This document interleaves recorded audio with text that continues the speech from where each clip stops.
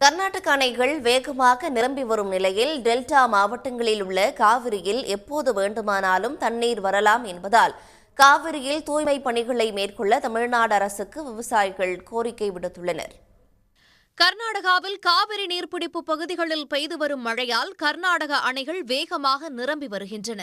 அதே நேரத்தில் டெல்டா மாவட்டங்களில் காவிரியாறு வறண்டு காட்சியளிக்கிறது. வழக்கமாக ஆடி மாதத்தில் காவிரியாற்றில் தண்ணீர் பெருக்கெடுத்து ஓடும் நிலையில் வரும் ஆகஸ்ட் 3ஆம் தேதி ஆடிப்பெருக்கு கொண்டாடப்பட உள்ளது.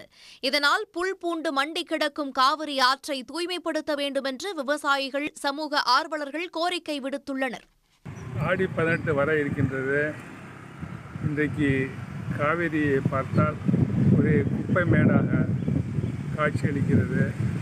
தமிழர் கலாச்சாரத்தில் 18 முன்பு சாகுபடிக்கு முன்பு இந்த காவிரியில் உள்ள குப்பைகளாவது அகற்றப்பட வேண்டும். உடனுக்குடன் செய்திகளை தெரிந்து கொள்ள சன் நியூஸ் பெல் ஐகானை கிளிக் பண்ணுங்க.